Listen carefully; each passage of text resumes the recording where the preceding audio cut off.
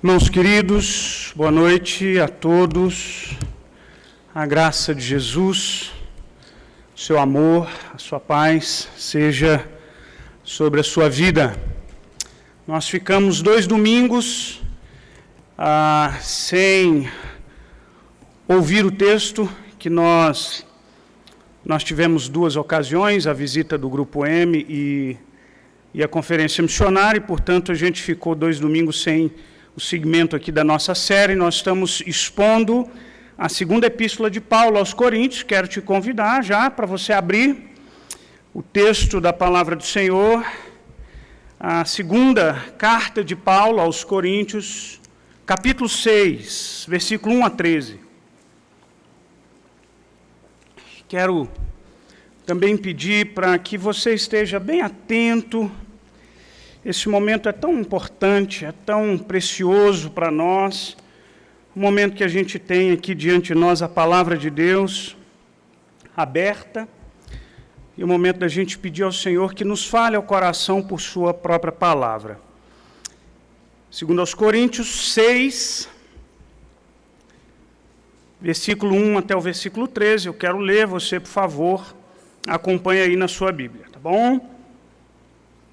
Diz assim a palavra do Senhor: E nós, na qualidade de cooperadores com Ele, também vos exortamos que não recebais em vão a graça de Deus. Porque Ele diz: Eu te ouvi no tempo da oportunidade e te socorri no dia da salvação. Eis agora o tempo sobremodo oportuno, eis agora o dia da salvação. Não dando nós nenhum motivo de escândalo, em coisa alguma, para que o ministério não seja censurado. Pelo contrário, em tudo recomendando-nos a nós mesmos, como ministros de Deus, na muita paciência, nas aflições, nas privações, nas angústias, nos açoites, nas prisões, nos tumultos, nos trabalhos, nas vigílias, nos jejuns, na pureza, no saber, na longanimidade, na bondade, no Espírito Santo, no amor não fingido, na palavra da verdade, no poder de Deus, pelas armas da justiça, quer ofensivas, quer defensivas, por honra e por desonra, por infâmia e por boa fama, como enganadores e sendo verdadeiros, como desconhecidos e, entretanto, bem conhecidos, como se estivéssemos morrendo, contudo eis que vivemos, como castigados, porém não mortos, entristecidos, mas sempre alegres, pobres, mas enriquecendo a muitos, nada tendo, mas possuindo tudo. Para vós outros, ó Coríntios, abrem-se os nossos lábios, e alarga-se o nosso coração, não tendes limites em nós, mas estáis limitados em vossos próprios afetos. Ora, como justa retribuição, falo-vos como a filhos, dilatai-vos também vós. Vamos orar. Pai querido, ó Deus, nós estamos diante da Tua palavra, Senhor. E nós, aqui reunidos como Igreja de Jesus Cristo, nós que nos achegamos aqui com tantas e tão diferentes expectativas, eu não conheço os corações, mas o Senhor conhece. O Senhor conhece quais são as nossas lutas, os nossos anseios, as nossas ansiedades, as nossas angústias, o nosso querer, as nossas expectativas, os nossos medos, sejam quais forem os sentimentos, as sensações, boas ou ruins, o Senhor as conhece todas. E o meu desejo, o meu pedido, é que o Senhor, através do Teu Espírito Santo, venha com a Tua palavra e alcance os nossos corações, para que nós ouçamos tudo aquilo que precisamos ouvir, e que os nossos corações se abram como terra fértil para receber a boa semente, para que dê fruto, e todo fruto para a glória do Teu nome. Obrigado pelo imenso privilégio de estarmos aqui. Fala, pois, aos nossos corações, nós suplicamos encarecidamente em nome de Jesus. Amém. Amém. Irmão, semana passada, sem ser ontem, sábado passado, eu estava num casamento de uma amiga de faculdade da minha esposa. E lá no momento da recepção, eu estava conversando com o esposo de uma colega, e ele estava me contando que ele tinha um imóvel, acho que ali na Samambaia, e nesse imóvel, ele que é de família bem católica, a esposa dele é bem envolvida com a Igreja Católica, e ele dizia que alugou esse imóvel para uma mulher evangélica. Aí minhas orelhinhas já ficam, falei, lá vem história. E ele seguiu a história dizendo, então, eu tive muito trabalho com os meus inquilinos. Razão, eles não pagavam aluguel. E também não pagavam as contas, água, luz, tudo ficava devendo e as contas acumulavam. Mas a história não parou para aí, para minha surpresa. Bom, nem sei se eu posso dizer que eu fiquei surpreso, infelizmente, mas para o meu espanto e para minha consternação também, ele disse que, ele falava, olha, dava determinado data do mês, o aluguel já tinha vencido, eu ia lá cobrar o aluguel, e ele me disse que quando ele chegava e ele tocava a campainha, que a mulher vinha abrir a porta e via que era ele, ela dizia, o sangue de Jesus tem poder. E ele me contando, então, Adriano, ela olhava para mim, ela abria a porta, e ela vinha abrir a porta para mim, dizendo, o sangue de Jesus tem poder, o sangue de Jesus tem poder. E por causa dos constantes problemas que ele teve, ele precisou pedir o imóvel, olha, a senhora precisa deixar o imóvel, e ele queria tanto que ela deixasse o imóvel, que ele falou, não precisa nem pagar as contas de água, luz, mas pague o aluguel, deixa o imóvel, a gente fica assim, quites. E quando ele me contava essa história, duas coisas vinham à minha mente. A primeira delas, o que essa senhora tinha na sua cabecinha quando ela clamava pelo sangue de Jesus. Eu não sei se ela clamava pelo sangue de Jesus para que Deus matasse o cobrador, ou para que o Senhor transformasse o coração dela e ela honrasse e pagasse o que ela devia. Eu acho que a segunda possibilidade, pouco provável. O fato é que, e a outra coisa que eu imaginava é que enquanto eu estava lá e ele contava essa história para mim, eu que sou pastor e ele sabe que eu sou pastor, eu fico imaginando o que ele pensava de mim. Será que ele olhava para mim como para falar, se ela é uma fiel da igreja e você é um pastor, será que você é o maioral dos mal pagadores? Será que ele imaginasse, talvez não por me conhecer um pouco mais, mas talvez, não sei, será que ele pensou que de alguma forma poderia eu aprovar esse tipo de comportamento? Esse tipo de atitude, e aí então, eis que eu me encontro novamente, dando-me o trabalho de defender a fé cristã e chamar a atenção dele para a diferença entre um cristão nominal e um cristão verdadeiro. De chamar a atenção dele de que esse tipo de atitude não condiz, não é coerente com a fé que a gente professa. Bom, dito esse exemplo, eu quero chamar a sua atenção de que essa é apenas mais uma de dezenas de exemplos que aqui eu já dei, já mencionei, e com os quais eu e você temos que lidar com muita frequência. Ora, e aí me chama a atenção que a profusão desses maus exemplos é um assunto muito sério, com o qual, infelizmente, a gente se acostuma.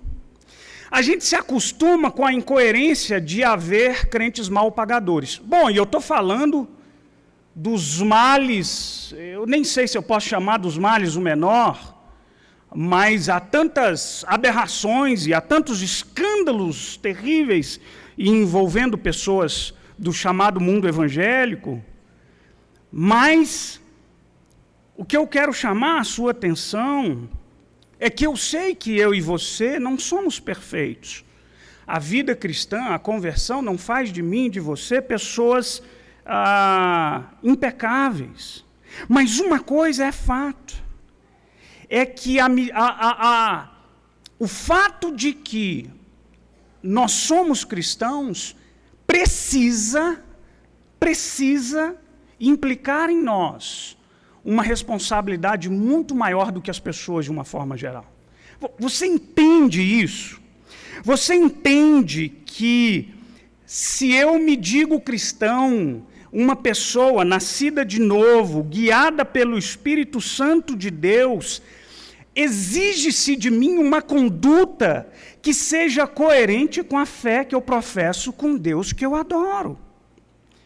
E então a gente chega no texto, quando a gente fala desse testemunho, ou desse mau testemunho, esse é um problema sério, seríssimo para a igreja de Corinto. E não é à toa que a gente encontra tantas instruções do apóstolo Paulo a essa igreja, porque essa igreja deu muito mau testemunho. Você vai encontrar, e depois você checa lá a primeira epístola de Paulo aos Coríntios, você vai ver Paulo exortando porque há imoralidade sexual na igreja, porque eles tomavam a Santa Ceia e faziam dela uma grande baderna. Era um grande problema. Tantos outros problemas. Há a possibilidade de que os crentes de Corinto estavam envolvidos com cultos pagãos. E também era muito comum, de novo, a imoralidade sexual, era muito comum em um mundo de uma cultura romana, que os cultos oferecidos aos deuses ali, daquele panteão romano, os cultos eram normalmente acompanhados por prostituição sexual, por atos de oferta aos seus deuses. Havia crentes que possivelmente estavam participando dessas festas horríveis. Então, quando eu olho para esse texto, eu sei que o apóstolo Paulo está primeiramente defendendo o seu ministério. Se você tem acompanhado a série, você vai se lembrar que o apóstolo Paulo está sendo acusado de ser um falso apóstolo. E ele, portanto, está chamando a atenção para o seu testemunho no ministério. E embora o apóstolo Paulo esteja falando de si, falando do seu ministério, eu acho que é totalmente coerente a gente olhar para esse texto e pensar, e o meu testemunho? E a minha vida cristã? E é exatamente sobre isso que eu quero falar hoje à noite, falar um pouquinho sobre as marcas do testemunho cristão. Eu quero chamar a atenção para algumas marcas, e à medida que eu chamar a atenção para essas marcas, olha para a sua vida e se pergunte se você encontra na sua própria vida algumas dessas marcas. Vamos para a primeira delas. A primeira marca é a necessidade, a seriedade do testemunho cristão. Dá uma olhada de novo lá no versículo 1. O apóstolo Paulo começa dizendo assim no versículo 1, ele começa rogando. E nós, na qualidade de cooperadores com ele, também vos exortamos a que não recebais em vão a graça de Deus.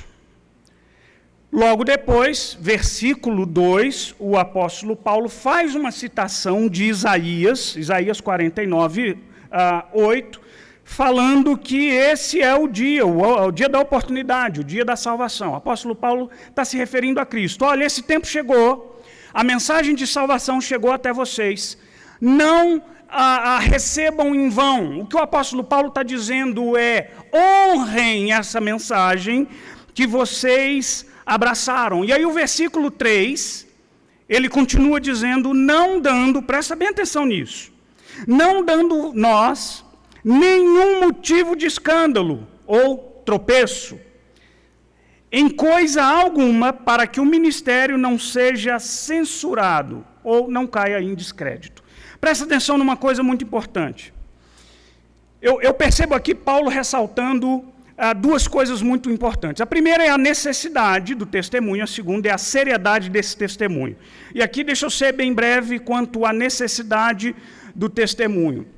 Você precisa se lembrar do que Paulo falou lá no capítulo 5, tá bom?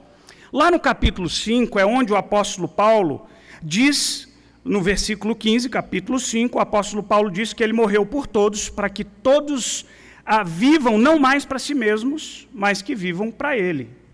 Tá bom? Versículo 17 e 18, o apóstolo Paulo diz que assim, se alguém está em Cristo, Você lembra? Nova criatura é, as coisas antigas se passaram, eis que tudo se fez novo. Versículo 18, tudo provém de Deus, que nos reconciliou consigo mesmo e nos deu o ministério da reconciliação. Versículo 20, ele diz que nós somos embaixadores. Você lembra que a gente falou sobre isso aqui? O embaixador quer dizer que você é um representante. Então, presta atenção numa coisa.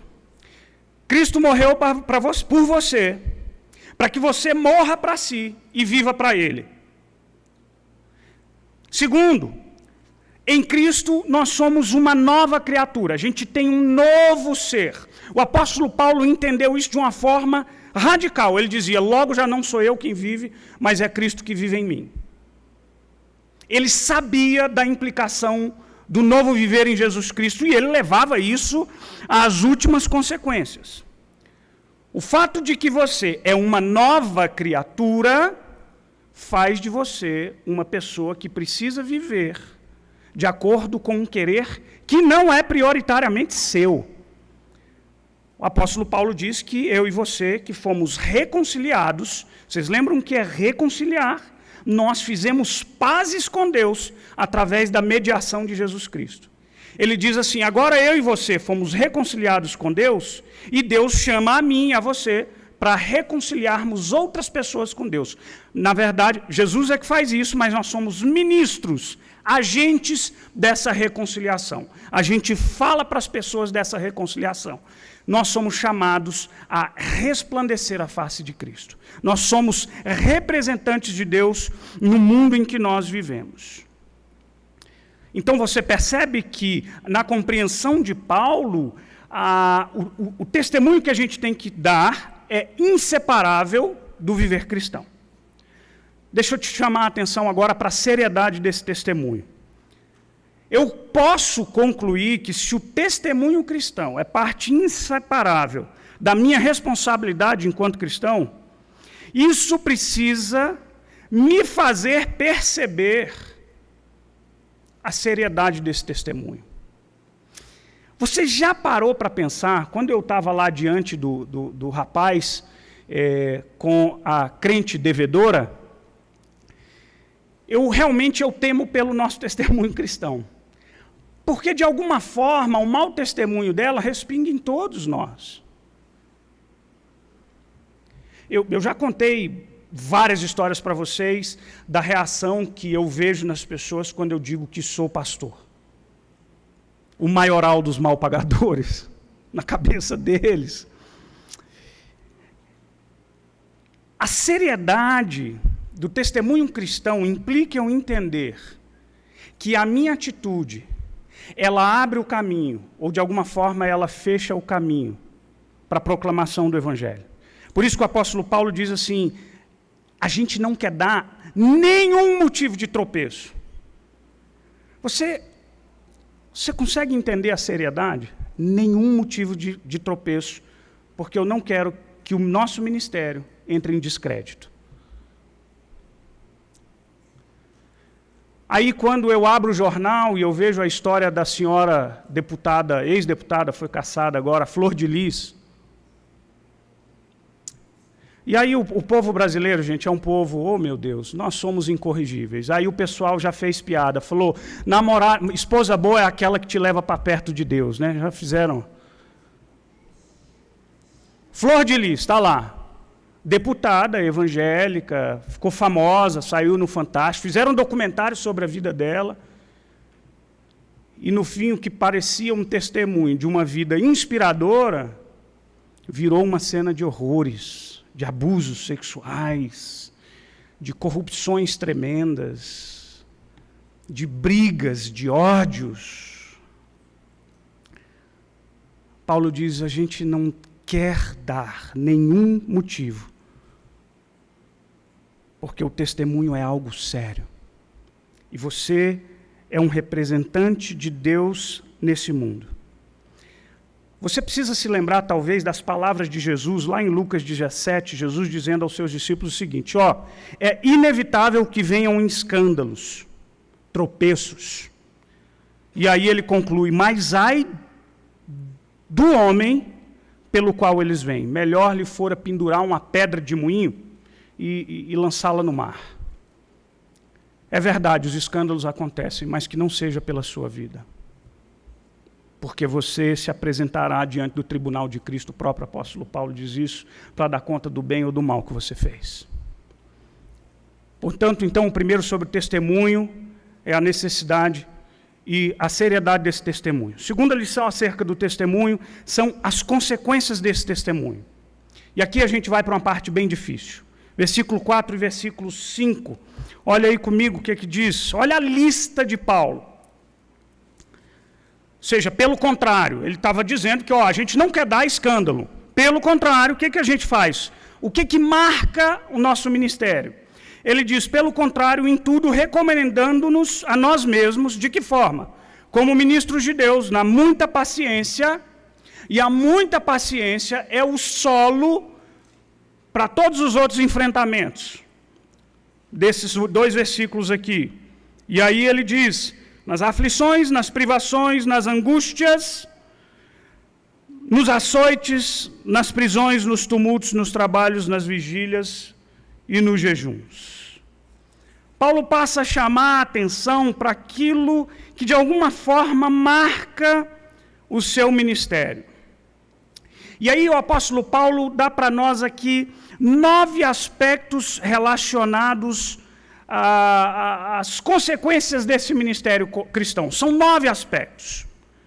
E é interessante que um comentarista, o Paul Barnett, ele no comentário dele, segundo os Coríntios, ele faz uma subdivisão de 3 blocos com 3 aspectos cada um. Ele diz que no primeiro, e a gente vai ler os 3 aqui, os 9, no primeiro ele faz referência às tribulações de uma forma geral, no segundo são exemplos concretos daquilo que o apóstolo Paulo sofreu, infligido pelas mãos de outros, e o terceiro são aspectos voluntários do seu ministério, tá? Vamos lá para os primeiros, o que a gente são as lutas de uma forma geral. Depois ele dizer, na muita paciência, e aí a lista começa. Olha o que marca e o que caracteriza o ministério do apóstolo Paulo. Aflições. Termo aqui que pode ser literalmente traduzido como pressão de dentro. Paulo está se referindo às angústias da alma, às lutas emocionais pelas quais ele passou. Segundo, privações. Referência a necessidades físicas. Esse homem foi preso. Não foram poucas as vezes. Angústias. E aí é interessante que aqui a palavra original, a palavra grega, cuja raiz significa lugares estreitos. Seria uma tradução literal. O que Paulo está dizendo, e normalmente a Bíblia emprega esse termo, para falar de situação estreita, que foge ao seu controle. Aflições, privações, angústias. Depois ele continua. Agora são sofrimentos e adversidades que são afligidos ou encarados ou sofridos porque outras pessoas causaram isso neles. Açoites. Se você ler lá o capítulo 11, sabe o que Paulo diz quando ele fala dos açoites? Ele diz que só pela mão dos judeus, presta atenção nisso, só pela mão dos judeus, ele foi açoitado 5 vezes. Presta atenção. 5 quarentenas de açoites. Vocês lembram lá dos evangelhos, quando Jesus foi açoitado, quando se julgava e se condenava e se infligia uma quarentena de açoites, eram 40 menos 1, 39 açoites. Ou seja, o apóstolo Paulo recebeu 195 chicotadas no seu ministério. Ele diz que por 3 vezes ele foi afligido com varas pelas mãos dos romanos. Prisões, foram muitas. Algumas das suas cartas foram escritas das prisões. Tumultos, não foram poucas as vezes que esse homem precisou sair fugido de uma cidade, como resultado da sua pregação. Terceiro, aspectos voluntários. Ele diz que nós também passamos por muitos trabalhos. E aí creio que ele diz, tanto o trabalho como pregador e ministro do Evangelho, como fazedor de tendas. A vida de Paulo não foi fácil. Vigílias. E aqui ele faz referência, e há outras traduções que dizem, noites mal dormidas. Jejuns. Olha aqui para mim, por favor. Quando eu olho para essa enorme lista,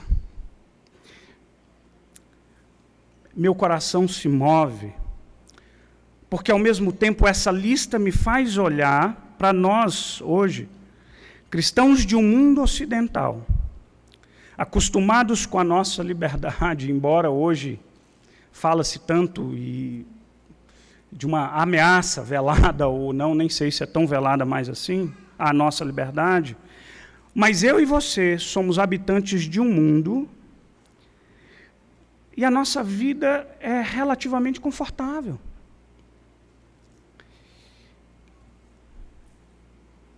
E aí eu fico pensando até onde o meu compromisso cristão se sustentaria em situações similares a que o apóstolo Paulo foi sujeito. Essa semana eu terminei de ler um livro que foi recomendado aqui pelos irmãos da igreja, da missão Portas Abertas. A gente fez aqui uma manhã da Igreja Perseguida, não sei se vocês lembram disso. E o irmão representante da missão Portas Abertas recomendou um livro, me chamou a atenção. O livro chama Canção da Liberdade, conta a história de Ellen Berhane.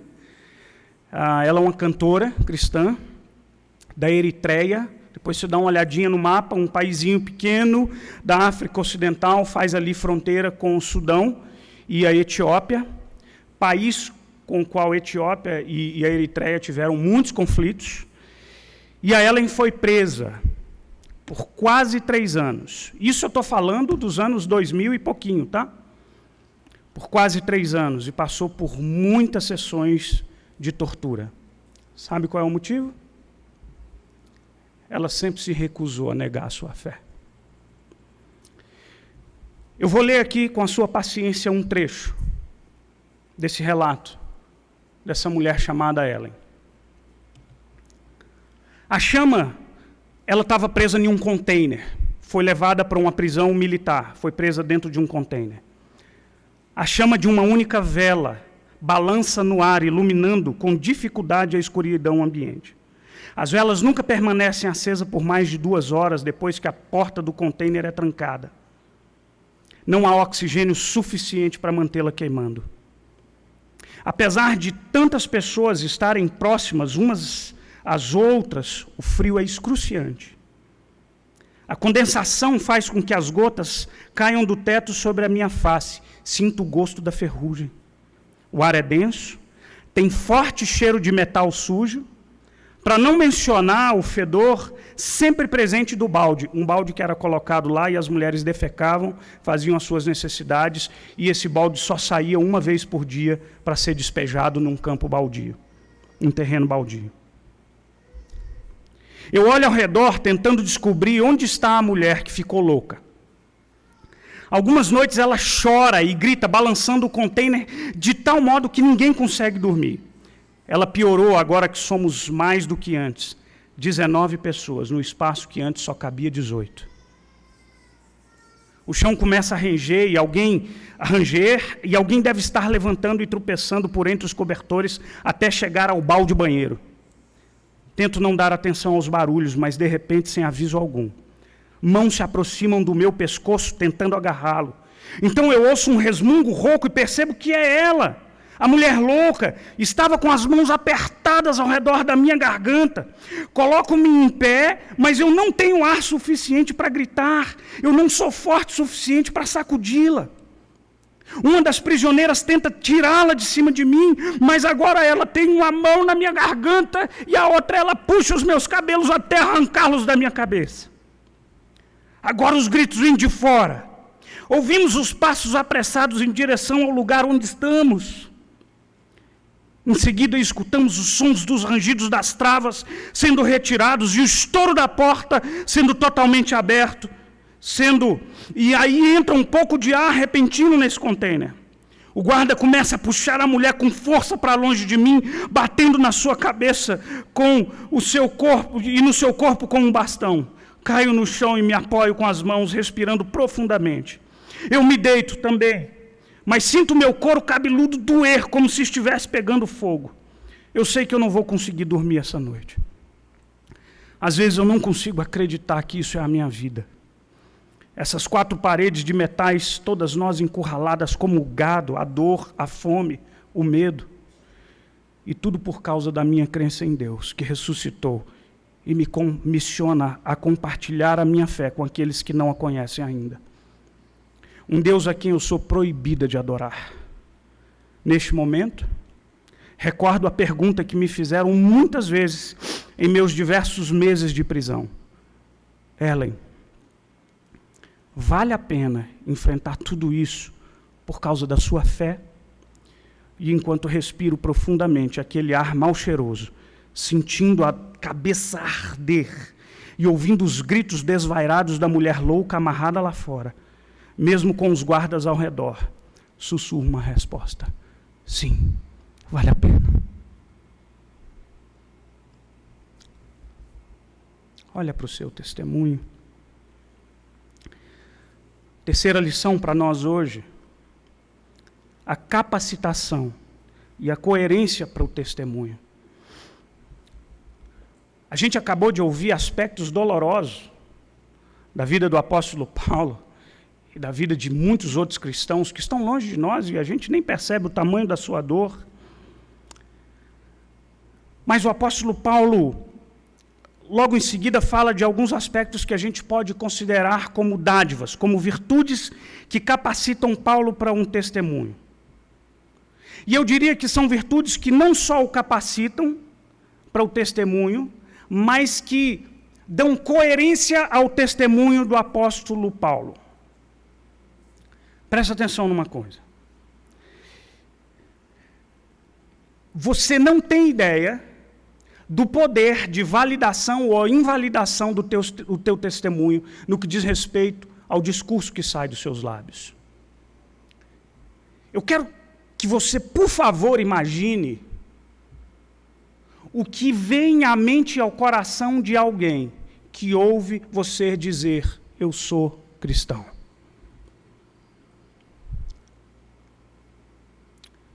Os seus atos, as suas palavras, o seu gesto, a sua convivência, o que eles revelam acerca de você. Uma fé que se sustenta numa situação tão adversa, não pode ser uma fé interesseira. Algum tempo atrás eu li a frase de alguém dizendo, não me lembro, mas um não cristão dizendo, eu creio no testemunho de quem morre pela sua própria fé. Uma fé que se sustenta numa situação como essa. É uma fé que nos chama a atenção. Mas presta atenção numa coisa. Olha quais são as virtudes que Paulo menciona. Porque essas virtudes, elas, entenda de novo, elas tanto nos capacitam, quanto elas validam o nosso testemunho. Elas adornam o nosso testemunho. Elas confirmam a incoerência do nosso, a coerência do nosso testemunho. Qual é a primeira delas? Olha lá o versículo 6. O apóstolo Paulo fala na pureza. E ele está fazendo referência à integridade, à sinceridade, à santidade, que envolvia todos os atos do seu ministério. O saber ou entendimento, referência ao conhecimento da verdade, e o apóstolo Paulo usa esse termo várias vezes, gnosia, várias vezes aqui nessa epístola. Bondade. Antes de bondade, eu pulei aqui, longanimidade. Longanimidade e bondade são juntos frutos do Espírito, elencados lá em Gálatas. Repito, fruto do Espírito. Manifestação viva e concreta do Espírito Santo que habita em você. Bondade, longanimidade. Espírito Santo, Espírito Santo não é uma virtude, mas é uma dádiva de Deus que habita em nós. Manifestação viva do próprio Deus, e é Ele quem nos capacita a colocarmos em prática as virtudes necessárias para o bom testemunho. E aqui caminha como quase que sinônimo quando o apóstolo Paulo fala sobre o poder de Deus. Espírito Santo, poder de Deus, é assim que assim que o texto de Atos se refere ao Espírito Santo. E tereis poder, dínamos, ao descer sobre vós o Espírito Santo. É esse Espírito que impulsiona, que capacita, que te ajuda, que te sustenta, que te fortalece, que te renova. Amor não fingido. Muito diferente daquele dos falsos profetas que era distribuído aos ingênuos crentes de Corinto. A palavra da verdade, que se contrapõe às mentiras que eram pregadas por esses falsos profetas, falsos apóstolos. E aí o texto também diz, e aí a gente está no versículo 7, tá? Armas da justiça, quer ofensivas e quer defensivas. É possível que uma das suas Bíblias tenha uma tradução, armas da justiça, quer de direita, quer de esquerda, não tem nada a ver com partido político, tá bom? O apóstolo Paulo, quando fala de armas da justiça, e aí ele está recorrendo ao imaginário militar tão comum para aquela região, e ele está falando de armas ofensivas, possivelmente direita, esquerda, espada, que o soldado carregava na sua mão direita, e o escudo que carregava na sua mão esquerda. Armas ofensivas ou armas defensivas, mas isso é uma aplicação metafórica. Ele diz que essas armas da justiça, essas armas espirituais, são armas que fazem referência à ética cristã, ao procedimento cristão. Com eles a gente ataca, com eles a gente se defende. E aí então eu quero chamar a sua atenção para que você tome muito cuidado, para que o seu discurso não seja negado pela sua falta de virtude, para que o evangelho não seja envergonhado pelo seu viver. Porque o que você representa lá fora é algo muito maior do que a sua própria vida. Eu preciso dizer para vocês que eu gelo, eu tremo, porque a quem muito é dado, muito será cobrado. E esse tribunal, do qual eu e você compareceremos, não há engano, não há engodos, não há falsos recursos.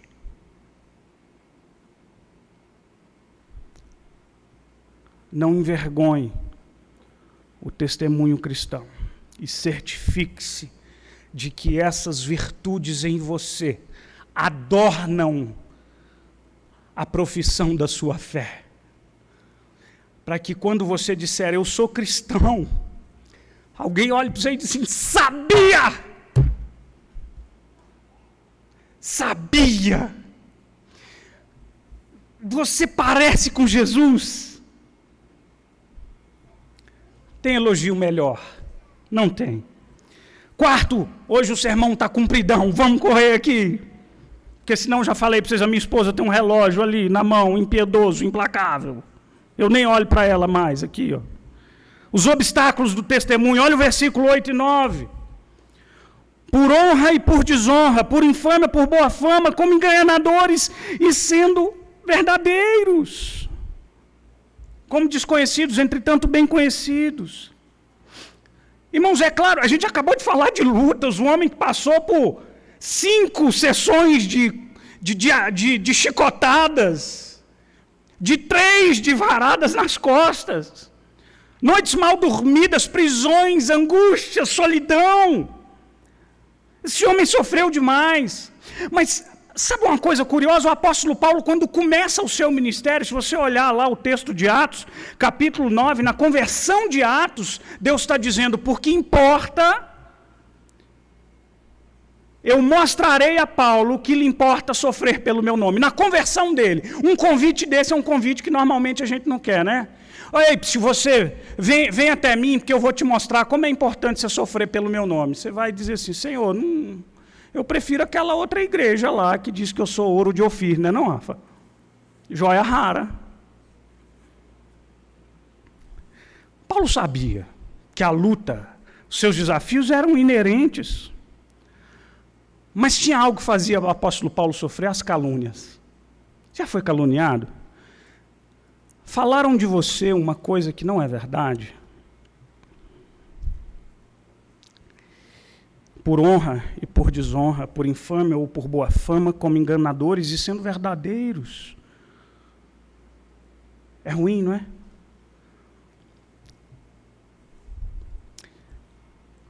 Sabe que chamaram Jesus de glutão, beberrão e blasfemo? Sabe que chamaram Paulo de tagarela, peste e perturbador?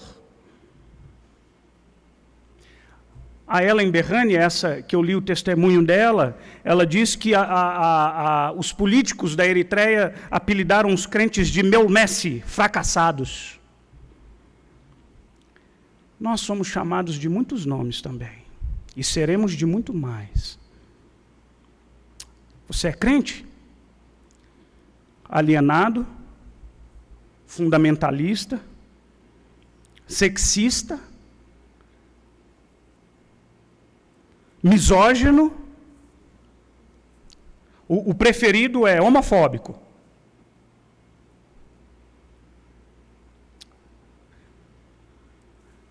Eu sei que não é bom ser chamado daquilo que não é. Não é fácil ser caluniado.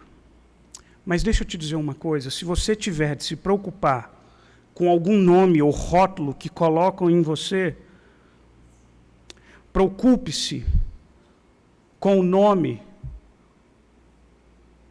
que aquele que conhece todas as coisas e conhece o seu coração, com o nome que ele dá para você.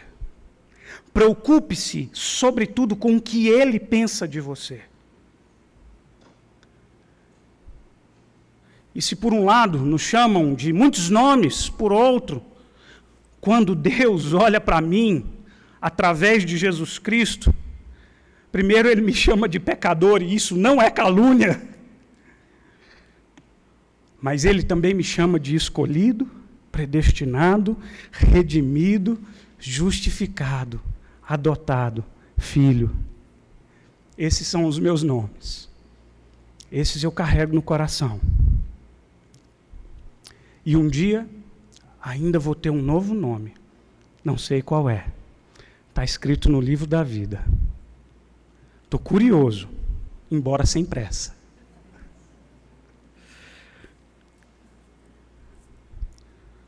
Quinto, não, já estou no 6º ponto aqui. As recompensas do testemunho. E aqui eu acho que a gente termina. Versículo 9 e 10. Como desconhecidos, entretanto bem conhecidos, como se estivéssemos morrendo, contudo eis que vivemos, como castigados, porém não mortos, entristecidos, mas sempre alegres, pobres, mas enriquecendo a muitos, nada tendo, mas possuindo tudo. Hoje em dia, nós, cristãos, que buscamos a Deus pelas recompensas que Ele nos dá, você vê de tudo nas igrejas aí afora. Campanha para o emprego novo, pela bênção financeira. A gente ouve que você é o melhor dessa terra e que eu e você fomos chamados a ser cauda. Opa, cabeça e não cauda. Eu ouvi um misericórdia sair aí do meio que eu ouvi. Essas recompensas, irmãos, deixa eu dizer uma coisa, financeiras. A gente as recebe porque Deus é gracioso e Ele nos presenteia de quando em vez, de vez em quando, aqui e acolá.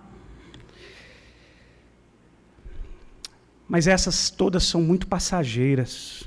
Elas estão na categoria das bênçãos que traça e ferrugem corrói, que ladrões escavam e roubam. Sabe qual é a recompensa do testemunho que eu estou falando para você? Eu estou falando de recompensas muito maiores. Eu estou falando de recompensas que dinheiro não compra, que a aflição não afeta. Eu estou falando de recompensa de valor eterno, que é desfrutada aqui e agora. Sabe quais são essas recompensas? Olha o que Paulo diz. A gente é tratado como desconhecido, mas na verdade a gente é bem conhecido. Versículo 9. Como se a gente estivesse morrendo, mas na verdade a gente vive, e vive muito. Como castigados, porém não mortos. Entristecidos, mas alegres. Que paradoxo é esse, Paulo? Como que é isso? Entristecido, mas alegre. Desconhecido, mas conhecido. Não tem nada, mas tem tudo. E ele continua. Pobres, mas enriquecendo a muitos. A gente não tem nada, mas a gente possui tudo. Como é isso? Dinheiro não compra isso. Entende que a alegria da fluoxetina, tem mais caro e mais novo hoje, né? Do Rivotril, o descanso daquelas gotinhas, são passageiras, passam. Eu estou falando de algo que é muito maior e que é experimentado em nós como que por um milagre. A gente não tem nada, mas não falta nada para a gente. Quem está dizendo isso é o mesmo homem, é o mesmíssimo homem que diz: eu aprendi a viver bem em toda e qualquer situação. Eu sei ser honrado, mas eu sei ser humilhado também. Eu sei ter fartura, mas eu sei também o que é escassez. Eu tudo posso naquele que me fortalece. E ele continua, e ele diz: e o meu Deus, segundo a sua riqueza em glória, há de suprir em Cristo Jesus cada uma das nossas necessidades. E por isso ele repete um monte de vezes: alegre-se no Senhor, alegre-se no Senhor, alegre-se no Senhor. A gente está preso, mas a gente tem motivo de alegria. A gente é pobre, mas a gente é rico demais. Mas presta atenção numa coisa: essa recompensa só é experimentada por aquele que depende de Deus. E depender de Deus não é um lugar fácil de estar. Depender de Deus. Depender de Deus. Só vislumbra essas bênçãos quem enxerga com os olhos da fé. E quem se satisfaz na suficiência de Deus. Alguém já disse que você só saberá que Deus é tudo que você precisa quando Ele for tudo que você tem.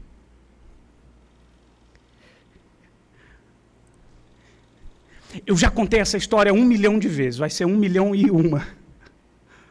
Porque foi uma das cenas mais lindas que eu já vi na minha vida. Está aqui a vozinha da Luzia, esposa do Cleilton, Dona Luzia, lá no hospital, morrendo.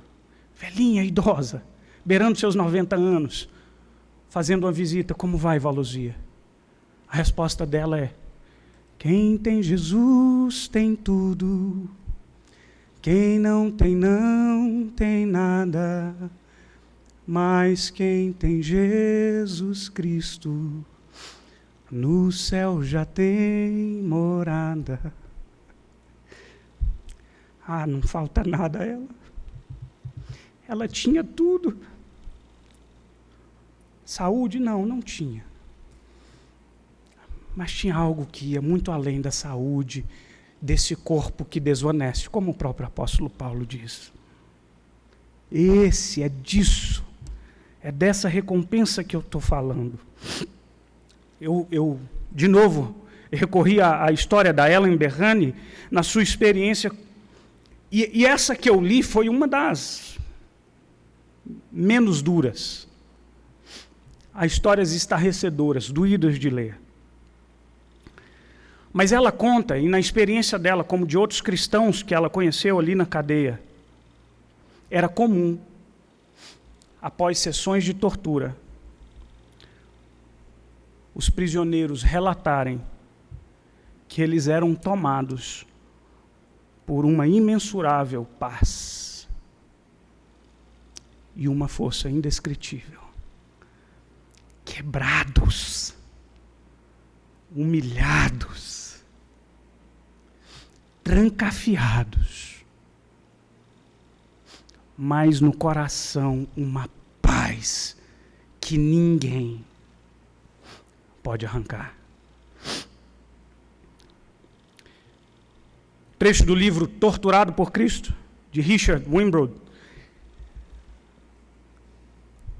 Experiência de prisioneiro do comunismo. Ele diz assim: outros prisioneiros e até os guardas muitas vezes se espantavam de crentes, sob tão terríveis circunstâncias, pudessem alegrar-se. Não nos podiam impedir de cantar, apesar de sermos açoitados por isso. Imagino que os rouxinóis também cantariam, embora soubessem que depois de cantar poderiam ser mortos. Preste atenção no que ele afirma. Os crentes na prisão dançavam de alegria. Como podiam ser tão alegres sob tão trágicas condições?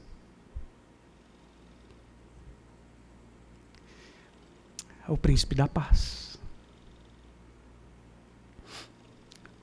Concluindo, o apóstolo Paulo faz um pedido à igreja. E eu quero transpor o pedido de Paulo a vocês aqui, porque já o fiz a mim. O apóstolo Paulo, nos versículos 11, diz assim: para vós outros, ó Coríntios, abrem-se os nossos lábios, alarga-se o nosso coração. Não tendes limites em nós, mas estáis limitados nos vossos próprios afetos. E ele termina dizendo: dilatai o coração de vocês. Paulo está dizendo: gente, eu tenho por vocês um amor grandioso, mas eu sei que esse amor não é recíproco. Sabe por quê? Porque Paulo exortou esses irmãos, e exortou duramente. Aliás, a segunda epístola fala de uma possível terceira epístola que desapareceu. Severa. Mas o Paulo que está dizendo: as minhas palavras foram duras, eu sei. Mas abre o coração para mim. E eu quero dizer para você, primeira igreja, você que está aqui hoje à noite, o evangelho está cheio de palavras duras assim, cheio. Mas abre o seu coração. Dilata o seu coração e recebe. Faça isso. Porque uma garantia eu posso te dar, e eu não posso fazer nenhuma promessa que a Bíblia não tenha te prometido. Eu não posso prometer a você que você não vai passar por adversidades. Não, eu não posso prometer que você não será caluniado. Não, eu não posso prometer que você não enfrentará enfermidades. Não, eu não posso prometer que você enfrentará situações que você jamais imaginou. Não, eu não posso prometer nada disso. Mas eu posso lembrar para você o que já foi prometido para nós. Ele se fez pecado por nós, para que nós fôssemos feitos justiça de Deus. Ele disse para você não temer, porque Ele estaria com você todos os dias da sua vida até a consumação dos séculos. Lá na sua casa, lá no seu quarto, lá numa prisão na Eritreia, até os confins do mundo. Ele faz isso por nós. E agora, a gente vai celebrar a ceia do Senhor. Eu quero te lembrar que lembrar para você que foi feito um sacrifício por nós. Ele, sendo perfeito, justo, emprestou para nós, ou imputou em nós a justiça de Deus. E Deus colocou sobre Jesus o peso dos nossos pecados. E todos os meses a gente se reúne aqui com a igreja, como igreja. E a gente diz: tomai e comei. Jesus fez muito por você na cruz do Calvário. E aí, eu envergonhadamente, quando olho para as minhas reclamações e para os meus medos, muito potencializados pela minha falta de fé, eu me lembro envergonhadamente que Jesus de Nazaré passou tão mais por mim. E termino, então, lembrando da frase da Ellen Berrani, que diz que quando os soldados, com aqueles cacetetes, batiam maldosamente nela, o que trazia força para o seu coração era lembrar das palavras do profeta Isaías, no capítulo 53. Ele foi entregue como ovelha ao matadouro, não abriu a sua boca. E ela apanhava caladinha e saía de lá quebrada, mas com a paz derramando em cada parte, cada fibra do seu ser. E o seu testemunho cristão. Feche os seus olhos, eu quero orar por você. Pai, olha para nós, por favor, em nome de Jesus. Olha para nós. Tem piedade, tem misericórdia. Que não sejamos nós aqueles que maculem o santo nome de Jesus. Que não sejamos nós aqueles que são pedras de tropeço. Que não sejamos nós aqueles para quem o mundo olha e diz por sua causa, eu quero esse evangelho longe de mim. Que sejamos nós as vozes, as mãos, os braços e as pernas de Jesus Cristo de Nazaré. Na proclamação do Evangelho e no testemunho encarnado de vida. Que sejamos nós. Que sejamos nós aqueles que refletem a imagem do Teu Filho glorioso. Que sejamos nós, testemunho vivo para os de perto e para os de longe. Assim nós oramos a Ti em nome de Jesus. Amém e amém.